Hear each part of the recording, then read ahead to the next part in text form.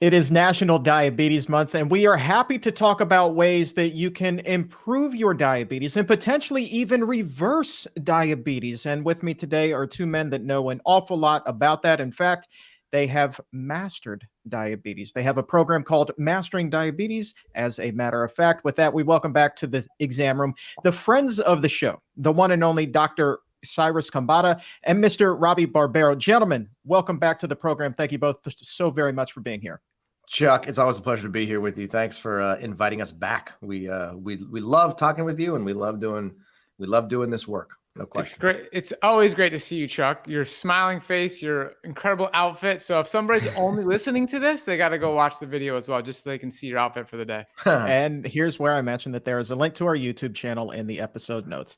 All right, gentlemen. So it is National Diabetes Month. We could sit here and talk fashion all day, but we have a lot of questions from listeners who have written in, a lot of whom actually are living with diabetes, but they've heard about the benefits that can come with changing their diet and rethinking the way that they eat. So you two have the knowledge that they hope to acquire. So what do you say we open up the diabetes mailbag and get them some answers? You up for it? Let's do it. Let's do it. Let's go. All right. Robby, I'm going to start with you, my man, because I think that it's been a while since you've been on the show. I've had the pleasure of speaking with Cyrus a number of occasions, but you not so often. So I'm glad that you're here. So you get first dibs here. Let's go. Comes to us from Mike. Mike writes, I've been diabetic for 15 years. How much can a plant-based diet help me after all of that time? Okay, so I assume at this point, we're talking about somebody who's likely living with type 2 diabetes. So let's assume that's the case. 15 years. Now, one thing we talk about a lot at Mastering Diabetes is understanding how much insulin your pancreas is still producing. So that's going to be a big question for asking yourself, are you going to be able to fully reverse type 2 diabetes? Like Chuck mentioned in the beginning of the show, that's possible. Or maybe you might still need a little bit of medication, a little bit of insulin. That's okay. So in our book, we distinguish between insulin-dependent type 2 diabetes and non-insulin-dependent type 2 diabetes. So you can get a C-peptide test, C-peptide. You can get that at any standard lab. It's a quite inexpensive test. Your doctor can order it for you. You can get it online, purchase it yourself, and then just go and get the test done, even if your doctor doesn't write the prescription. But this C-peptide test will tell you how much insulin your pancreas is still secreting, okay? And once you get that information, you can decide, okay, I have enough, it's in a higher than normal amount, then I'm going to go and I'm going to follow this diet 100%, and I'm going to completely reverse this condition because I have enough being produced. So at that point, all you're trying to do is maximize your insulin sensitivity so that insulin that's produced inside your own body becomes as functional as possible, and you don't have type 2 diabetes anymore because the root cause is insulin resistance. Now, if we take it beyond just talking about complete reversal, how about the overall benefits? Let's say you're living with insulin-dependent type 2 and you still need to use a little bit of medication. That's okay, because now following a plant-based diet where you maximize your insulin sensitivity, you're going to improve your quality of life right now. You're going to make it's far easier to lose weight. You're going to have more energy, more mental clarity. You're going to feel good. So that's in the short term. And the long term, you're going to reduce your risk of all the long-term conditions that are associated with diabetes. The number one killer for people living with all forms of diabetes is heart disease. So you're following a plant-based diet. That's a diet shown to prevent and reverse heart disease. You're going to reduce your risk of cancer, of fatty liver disease, of developing high cholesterol, high blood pressure, and also Alzheimer's disease. So the plant-based diet is going to be beneficial no matter what your insulin level being produced is. So you're going to want to go for it. Doesn't matter how long you've been diagnosed, it's still the right move to make. That is a really positive answer, my man. I love the fact that you're offering hope to people who feel like it has been just too long and they're trapped, and no matter what they do, nothing could possibly help them. But that is a fantastic answer. And I really hope that people keep that in mind, not just for diabetes, but I mean, the same goes for so many of these chronic health conditions that we talk about all the time here on the show. I mean, bottom line, it is never too late. I'll tell you guys, I was speaking with a friend of mine who was talking about his 98-year-old mother-in-law who adopted a plant-based diet, had been sedentary for years, sitting in a wheelchair, and now she's able to get up and walk a mile a day at the very least. And she got her life back at 98 years old.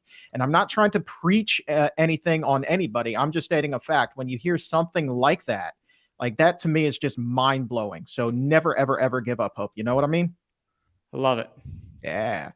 Dr. Khambatta, Cyrus, my man. This one comes to us from Laura. Laura writes, my blood sugar went up after I started to eat a vegan diet. How long will it take for my body to adjust and for those levels to come back down? Okay. This is a phenomenal question. Now, one of the things that we talk about here in Mastering Diabetes is the fact that, just like Robby said, when you transition towards eating a plant-based diet, which can be vegan if you want it to be vegan, effectively being 100% plant-based, or you could just sort of like migrate towards eating more plants and still have a little bit of animal products. The main point here is that when you do that, you're bound to see a significant improvement in your overall health and a decreased overall chronic disease risk. So just like Robby said, lower your risk for heart disease, fatty liver disease, cancer, high cholesterol, hypertension, lower your risk for prediabetes, type 2 diabetes, chronic kidney disease, and lower your risk for Alzheimer's disease. But here's the thing. When you transition to a plant-based diet specifically to lower your blood glucose, it's very important that you not only eat more plants, but in addition to eating more plants, you also have to control the total amount of dietary fat that comes into your mouth. So in other words, all plant-based diets are not created equal. You could be eating a plant-based diet that, as an example, is centered around foods like avocados and nuts and seeds, maybe has some olive oil in it, maybe some coconuts. And then also, in addition to that, has things like potatoes and beans and lentils, and maybe a small amount of fruit. If you do that, what you're likely to find is that your blood glucose is challenging to control. And the reason for that is because the avocado, the nuts, the seeds, the coconuts, the oil, those are very fat rich. And as a result of being fat rich, it actually makes it so that when you do eat something that's carbohydrate rich, like a potato or like a banana, those carbohydrates can't really be metabolized properly because the presence of that dietary fat is actually inhibiting insulin action. So what we teach people here, and what the research has been showing for almost 100 years at this point, is that when you migrate to a plant-based diet, the most important thing that you can do specifically to lower your blood glucose is also lower your total fat intake. So what we recommend people here do within our coaching program and beyond is to get your total fat intake to be approximately 30 grams per day or less. And if you can lower your total fat intake to approximately 30 grams a day or less, then what you do is you gain carbohydrate tolerance, aka you gain the ability to eat larger quantities of carbohydrate-rich foods, and your blood glucose is likely to come down at the same time. So really understanding that fat and insulin are connected to each other. The more fat you eat, the more insulin resistant you become. The less fat you eat, the less insulin resistant you become. That's really one of the sort of like major epiphanies that people have when they first learn about our method. And that's one of the things that's the simplest thing that you can do to get control of your blood glucose very quickly. Oh, and that brings us to our next question, Robby. And this is a good one. Boy, does it play right off of what Cyrus was just saying. This one comes to us from Julia. Julia wants to know, is the keto diet good for diabetes? Okay, Chuck, this is a great question. It's a very timely question. This is a hot topic. And first off, I just want to say that everybody out there doing keto, some people are doing a plant-based keto, some people are doing animal-based keto, like, we all have a lot more in common than we don't have in common. So you're doing that, like, you're putting in a lot of effort. You are cutting out a lot of foods that you know are unhealthy. You're probably not, going to fast food restaurants anymore, and you're really trying. So kudos, like we're all like in this together. But when it comes to maximizing your insulin sensitivity, or another way to talk about this is maximizing your glucose tolerance. The best way to do that is to follow a low-fat, plant-based, whole food diet. So ketogenic diets are high in fat and also high in protein, okay? So I personally followed a plant-based ketogenic diet before that was even a term. So I ate majority of my calories from nuts and seeds, from olive oil, and I ate a lot of greens as well on this plant-based ketogenic diet. And I had celery, I had a little bit of lettuce, but I had to be careful. You couldn't have too many bell peppers because that's too high in carbohydrate. And so as a person living with type 1 diabetes, I was able to monitor how much insulin am I injecting? How's my blood glucose responding? And for sure, like we understand at Mastering Diabetes why this topic is so confusing. And chapter 7 of our book is one of our favorite chapters. We put the most amount of research into that specific chapter. And we went into depth about the research that's being cited to back up ketogenic diets. And long story short, it's about short-term benefits. So you will see a flatline blood glucose. You can reduce your diabetes medications. You can reduce the amount of insulin that you need. You can lose weight, which then you'll see benefits in maybe your cholesterol, maybe your blood pressure. You see a lot of benefits because you're losing weight. But these are short-term benefits. And what we're about here at Mastering Diabetes is short-term benefits and long-term benefits. We want the best of both worlds. So when you're doing a ketogenic diet, you are actually eating yourself into a state of more glucose intolerance, okay? You're becoming less insulin sensitive because, like Cyrus was alluding to, you're consuming too much fat, which is blocking insulin from working properly. So just because you've removed the carbohydrates doesn't mean you've become more insulin sensitive. I like to think of a simple analogy, okay? Let's pretend you were a terrible driver, okay? Every time you get in the car, you get in car accidents, you get speeding tickets, you're just bad at driving, all right? But if we took away your driver's license, whoa. We don't need to talk about my driving habits here. no names are being mentioned here. But you're a bad driver. Okay, we take away your license. All right, you don't get in accidents anymore. You don't get in speeding tickets. Like nothing is going wrong. But we didn't solve the problem. Like we haven't taught you how to become a better driver. We haven't taught you how to be safe on the road. So as a matter of fact, in this case, when you do start driving again, you're probably going to be worse. You're rusty. Nobody taught you anything. And that's exactly what happens when you're removing carbohydrates. So you're not seeing blood glucose elevations because you're not eating carbohydrate energy. And then once you do, you see these big spikes and then you blame the mango, you blame the potato. But that's because you became more insulin resistant. So for me personally, long story short, you can use fancy softwares like Chronometer or MyFitnessPal, and you can calculate how much glucose you're consuming at any given meal or during any given day. And so when I was following a plant-based ketogenic diet, I would need 1 unit of insulin for 1 gram of glucose, 1-to-1 ratio. Then once I adopted to a low-fat plant-based whole food diet, I can now use 1 unit of insulin for 10 grams of glucose. This means I'm removing the fiber, I'm removing the fructose. That is a 900% change in insulin sensitivity. And that's what we want for people living with all forms of diabetes. You want to prevent or reverse prediabetes, you maximize your insulin sensitivity. You want to reverse type 2 diabetes if you're producing enough insulin, you want to maximize your insulin sensitivity. You want to prevent all those long-term chronic conditions we were just talking about, you want to maximize your insulin sensitivity. So a ketogenic diet will benefit diabetes in the short term. It will not benefit you in the long term. And it's best to follow what we're talking about here, the Mastering Diabetes method, so you can see short-term benefits and long-term benefits.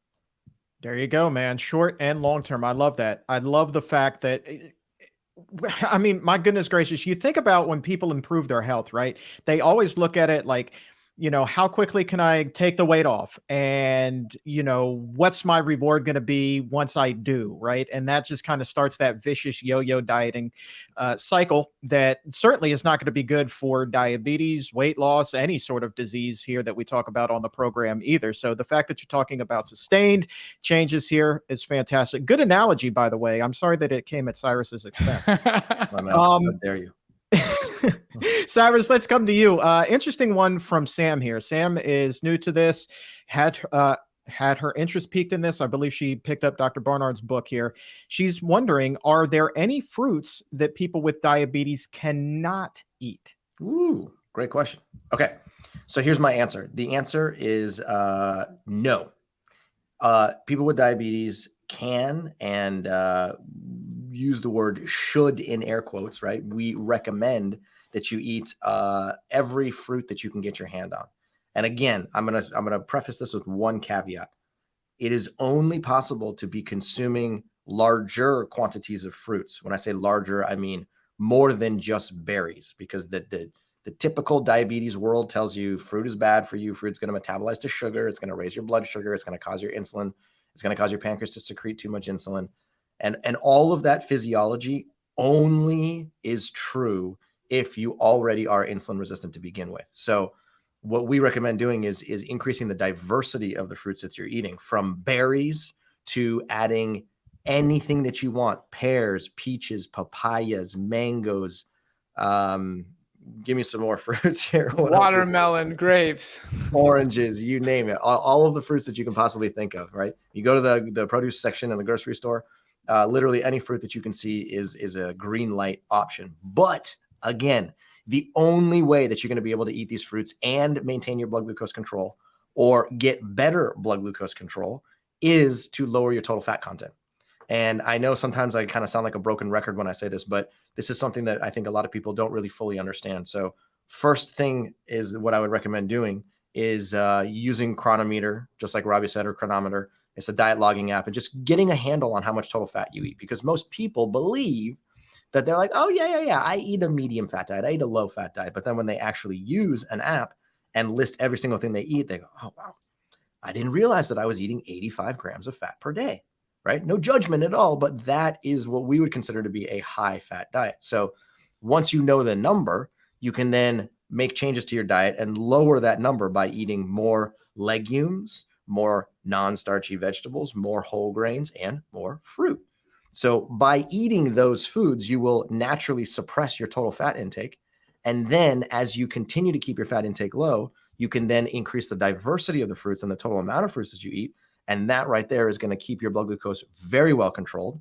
Again, it can even lower your fasting glucose, lower your post-meal blood glucose, and you're likely to get a significant amount of not only diabetes benefits, but also benefits to lower your overall chronic disease risk at the same time.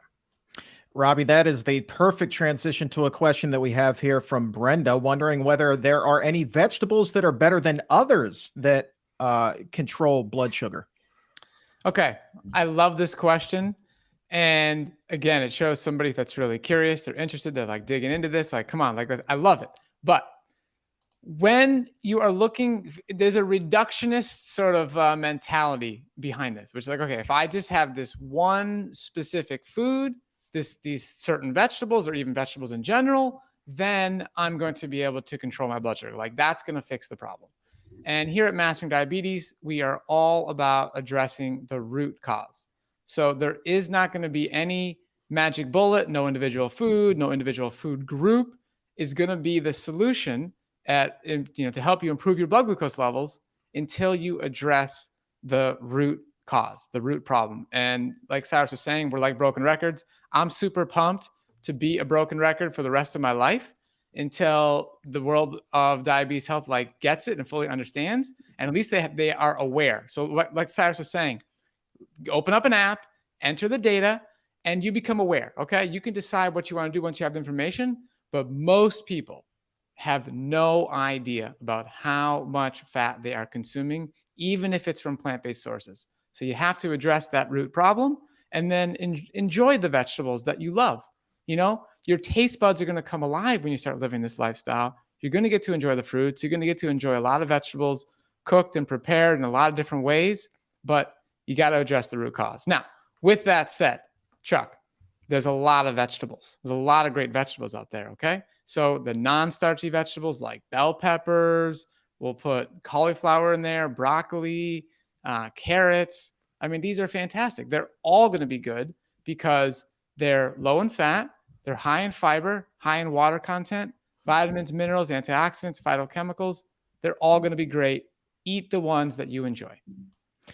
How do you counter that, focus on one single thing mentality? And that's just kind of as a society, the way that we look at it, right? So if we think that there's one solution, then we don't have to change a lifetime of bad behavior because that one solution is going to magically fix everything. And that's been ingrained in us since we were young kids. So, Robby, how do you at Mastering Diabetes really go and try to counter that messaging? Yeah, I'll tell you exactly how we do it. So we do it through education and teaching people what is the root cause. I mean, that really is the key thing that we do. You heard Cyrus talking about it, you heard me talking about it, but it's really, once you understand, it's sort of, it's going away from the sort of the medication mentality, which is like, oh, if I have a problem, I just go to my doctor and I take a medication. Like that'll fix the problem. Like it's a one change and it's gone.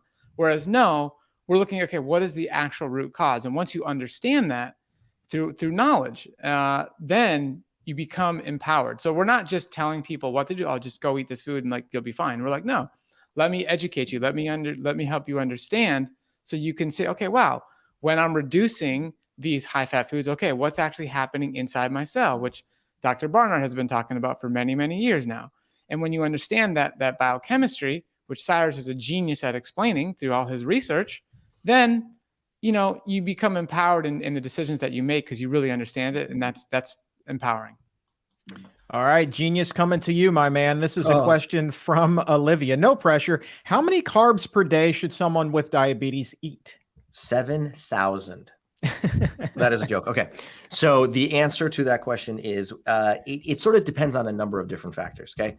Let's just start with the basics.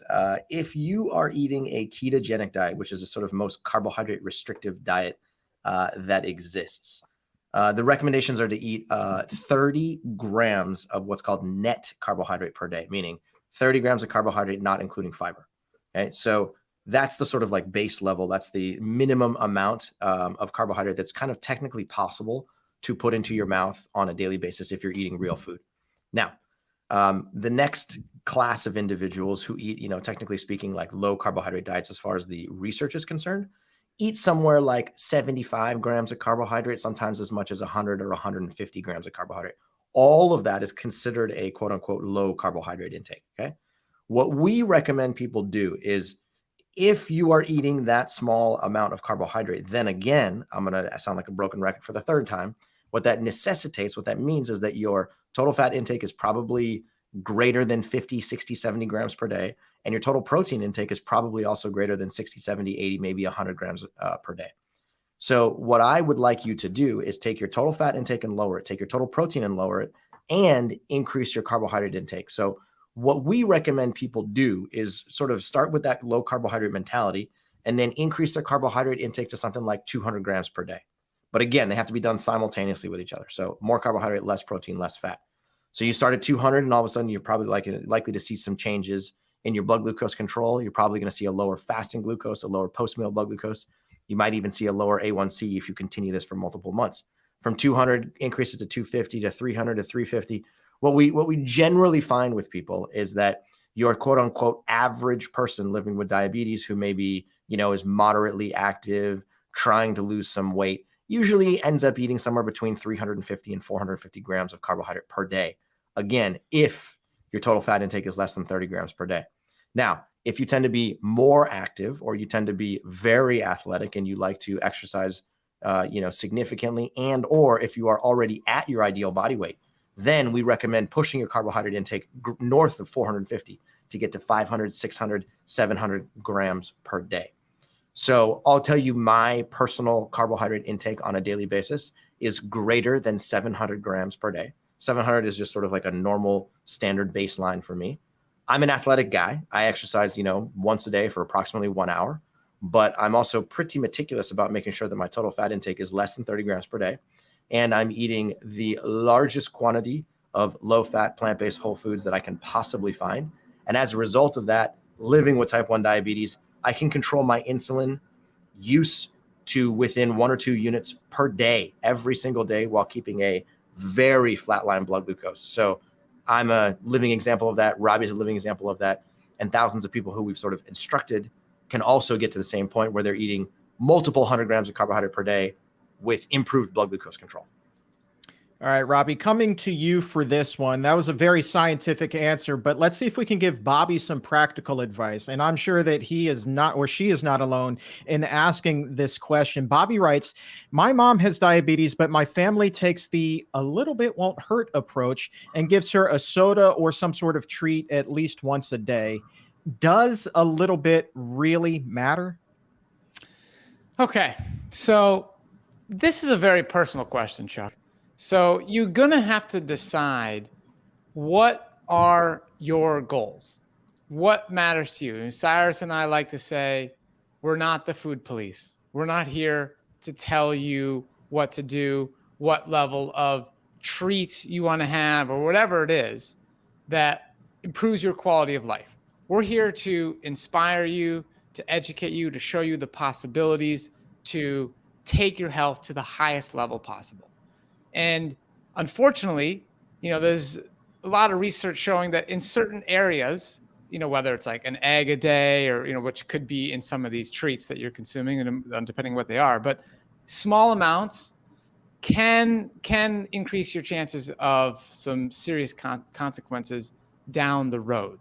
So it's a tough question because, we're not all trying to make people feel like they have to be perfect. You have to be absolutely perfect. Otherwise you can't succeed. You can't reach your goals. It's really more about what you are doing the majority of your time. When you're eating, even when it comes to activity, like what are you doing at large? That's most important, and not getting too lost in little bit of details here or there, like little treats here or there. You're not perfect. Like that's okay. But there are some things that are worse than others. And it's still worthwhile to explore. Maybe you don't want to have, the A+ foods at every meal every day. What are some better B options rather than, drinking, some sort of regular soda? Like there's even modern sodas, like cleaner sodas that are made out there, or even having, sparkling water or something like that. Like trying to continue to make, good, better, best decisions can help you reach your goals. But again, each person's goal is unique. It's unique to you, what matters to you, what improves your quality of life, and surrounding yourself with people who are going to uplift you to do better and better and better is one of the best things you can do, rather than being around people who are like, making you try and feel bad because you're not, drinking soda with them or having beer or whatever it is. You want to make some conscious choices about who you put in your life and try and, be around people that uplift you. Well, let's stick with you here and take a follow-up from Michelle. And she's wondering, can diet soda actually raise blood sugar, even though there is no technical sugar in there? So can diet soda raise your blood sugar? I guess in some cases it could. Cyrus, you might have some research that you're thinking of on this topic, but it's really go ahead, Cyrus. No, I'm going to actually pull up the research as you're talking. So go ahead. Yeah. So I know we wrote about this a little bit in the book, but the part of the problem here is when you're having processed food, when you're having these drinks or any meals which have these added flavor agents, one of the biggest consequences that people often don't think about is how that is going to alter your experience with whole natural foods. So even something like stevia, okay? When you're putting that in your food, it's like hyper sweet, and it's not natural. It's not something that you would get in nature. That you're not designed to eat that. And so you are designed to have fruits like a mango from a tree or an apple or a pear, okay? And so the level of sweetness in those foods are supposed to be satisfying. But when you live in this modern world and you're having these hyper satisfying foods, you then lose your ability to enjoy the natural flavors in healthy foods. So that's one consequence of these, drinks. Can I add to that as well? Yeah, by all means, by all means. Okay, cool. So we've actually written about this in the past. I just had to dig up the actual article. So we know as a scientific community that the consumption of what are referred to as sugar sweetened beverages, which are generally, sodas that contain natural or refined sweeteners, have become extremely common, and they're very easy to get your hands on. They're very inexpensive. We know that they contribute to things like weight gain, obesity, and type 2 diabetes. There's no question about that, right? Now, diet sodas are marketed as being, safer and like diabetic friendly and even weight loss friendly. But if you actually take a look at the research, what you'll find is that studies have found that even what are considered 0-calorie sweeteners that they put inside of these diet sodas, they actually negatively impact your insulin sensitivity, aka they make insulin less effective in your body, which trust me, you do not want, right?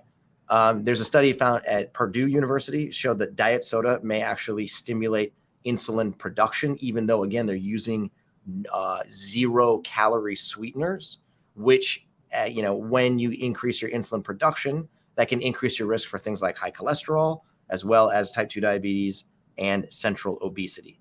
So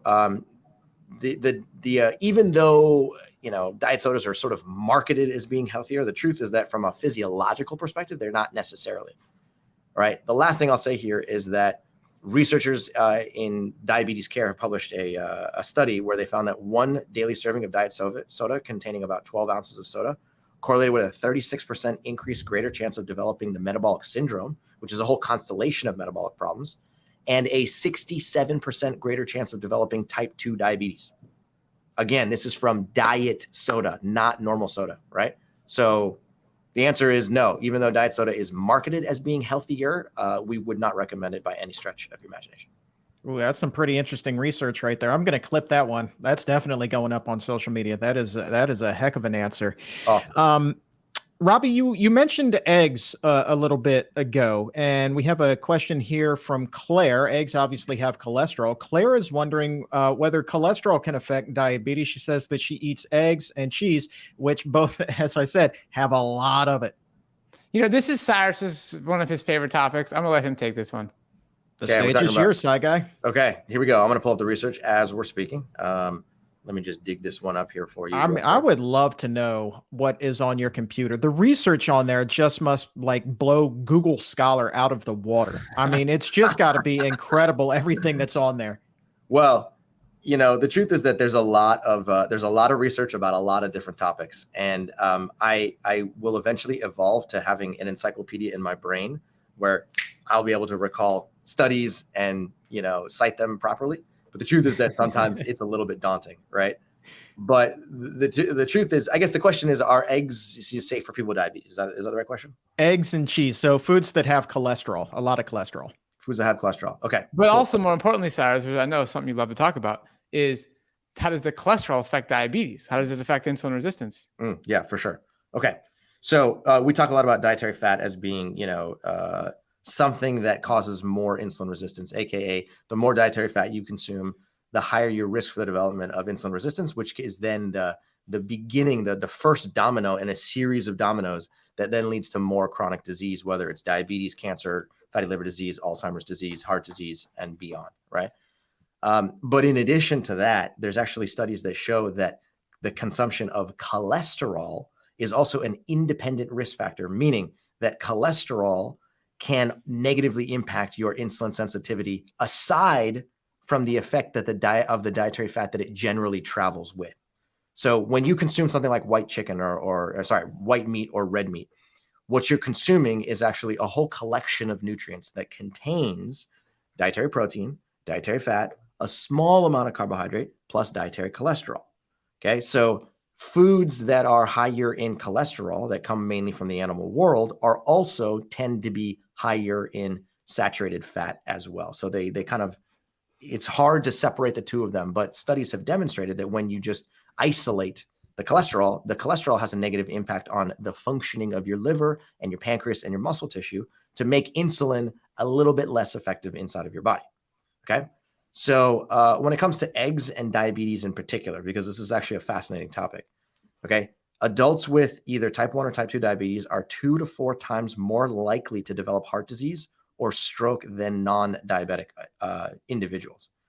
And a study in 2008, the Physicians' Health Study, found that people with diabetes significantly increased their risk for what's called all-cause mortality, which is death, premature death from any cause, after eating about 5 eggs per week. Okay, 5 per week, not per day. So that's not really that many eggs. And 2 other studies involving more than 80,000 people found that eating more than 6 eggs per week can significantly increase your risk of cardiovascular disease in individuals who already have diabetes. Eggs are also known to contribute to arterial plaque. They can accelerate the development of what's called atherosclerosis, or the hardening of blood vessels, which can then increase your blood pressure as well. So it sort of sets up this sort of this cascade of negative effects to your cardiovascular health and to your insulin sensitivity at the same time. And finally, I'll say that Dr. Dean Ornish has done a great job of educating individuals about the fact that when you consume eggs, it significantly increases your risk for prostate cancer as well. In 1984, they published a study with 6,000 men. They followed them for 20 years to determine the risk of death from prostate cancer due to things like meat, poultry, milk, cheese, and eggs. And they found that drinking 3 or more glasses of milk per week increased the risk for prostate cancer by 140%. And eating 3 or more eggs per week increased prostate cancer risk by 60%. So I don't recommend it. We don't recommend it. If I were in your position, I would try and minimize your consumption of eggs and dairy products to the best of your ability. And I think you're likely to find a significant improvement in your overall metabolic health. No question. You know what, Cyrus? I love this topic. I love that section of the book. People can dig into it further. And so oftentimes I think about this a lot, Chuck. You know, I'm walking around just thinking, okay. And people are like, oh, but there's all this good research about eggs. Like eggs can do this, eggs can do that. And when you think about it, where there's smoke, there's fire. Okay, like there is plenty of smoke around eggs. And people are arguing about this all day long. But like, where is the research? Where are the meta-analyses saying that having 3 apples per week is going to increase your arterial plaque? Like, where's the research that's saying, 4 potatoes per week is going to increase your risk of colon cancer? Like, it just doesn't exist. The fact that there's confusion around a lot of these nutrition topics is mind-blowing to me, but here we are.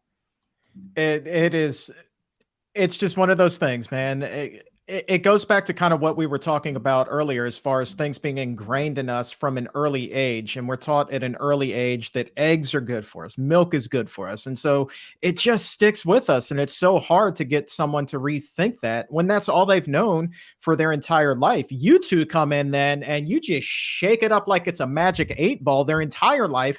And you're causing them to ask all of these questions, and your magic 8-ball is spitting out much healthier answers. But nonetheless, it's so counter to everything that they have been taught their entire life. So it's going to take a little bit of time for people to really be able to wrap their head around it. You know what I mean?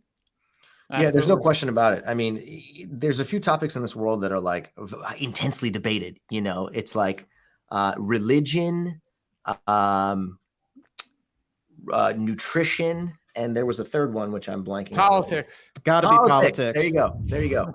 Yeah, these 3 subjects are like so intensely debated, and they have like loyal fans that fall into multiple different camps. And then, people are arguing with each other and pointing fingers at each other and saying, no, you're wrong. No, you're wrong. Where's your research? Where's your research? And this is what happened to me. And this is what happened to my coworker. And before you know it, the message that was originally present is gone because it's sort of overshadowed by a whole bunch of like human emotion and a lot of sort of conflict. So nutrition is no different. Nutrition also falls victim to the fact that there's a very clear message, and this message has been around for over 100 years. We literally, if you go back in the scientific research and you take a look at studies from the 1920s, when insulin was first invented, even before insulin was invented, there are plenty of research papers that demonstrate the relationship between specific types of foods and what is happening with insulin production and insulin sensitivity.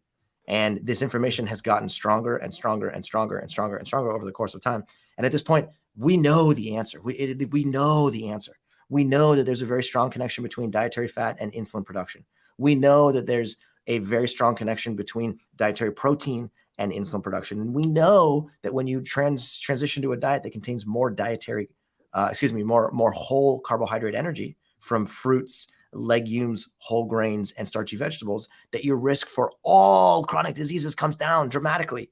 But yet it's still widely debated. But yet it's still very confusing. But yet the news likes to portray it in one particular way, and weight loss articles like to position it in a different way. And the ketogenic diet has become this really big popular thing, and it's just gotten too confusing.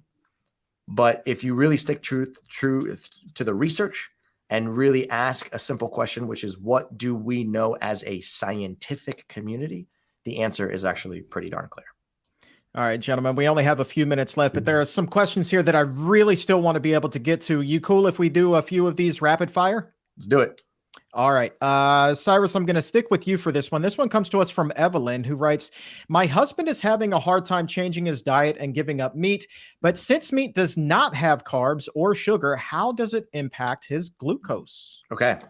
So the answer is meat is not a safe option for you living with diabetes, or even if you're living with some other chronic disease, just because it doesn't have carbohydrates. If you pick up the Mastering Diabetes book, we have an entire chapter devoted to this particular subject about, are meats safe, are dairy products safe? And the name of the chapter is called Contributing Culprits.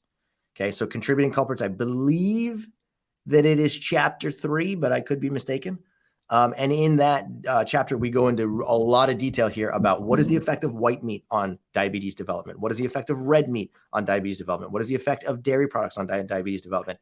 And the long and short of it is that the more white meat you eat and or the more red meat you eat and or the more dairy products you eat, your risk for diabetes doesn't just climb by 5%, 10%. It climbs by 30, 40, 60, 100%. So just because it's carbohydrate poor does not mean that it's a green light by any stretch of the imagination. Chapter 5, Cyrus. Chapter 5. Chapter 5. Thank you, sir. Chapter 5. And we'll drop a link to the book in the episode notes or in the show description so you can pick up your copy, look at chapter 5 and all the other chapters, quite frankly. Robby, coming to you from Grace, what advice do you have for someone with diabetes to avoid sweets and treats and temptations during the holidays? Okay. Number 1, learn the facts that you get to eat as much fruit as you want and start enjoying ripe, delicious fruit.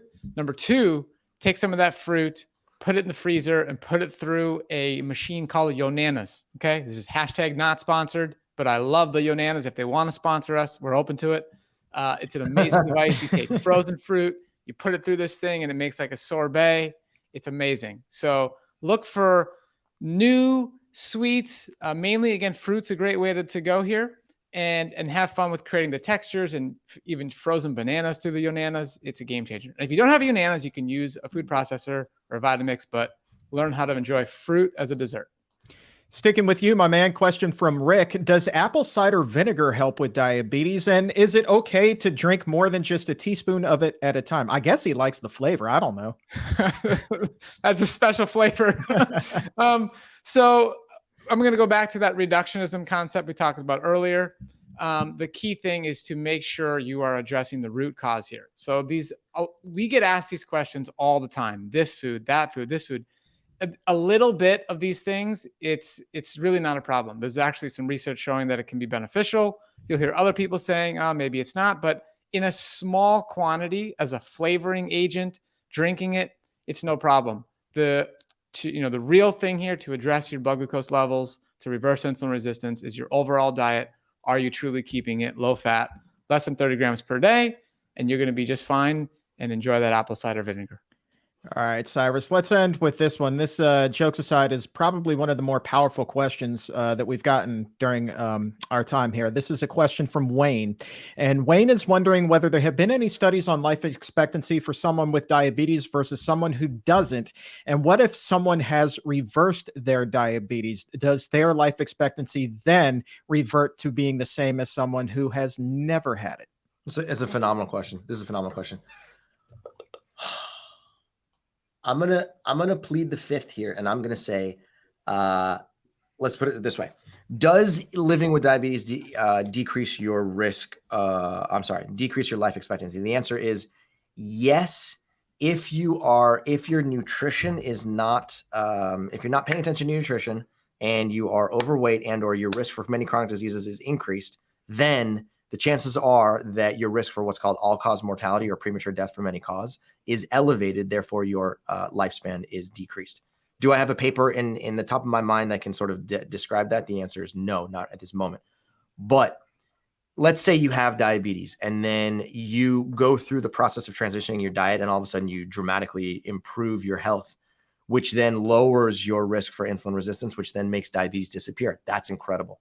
At the same time, what's likely to happen is that your risk for all these other chronic diseases also goes down, and that is going to have a follow-up effect to increase your longevity, aka lower your risk for all-cause mortality. So from a logical perspective, I can easily argue the answer would be yes.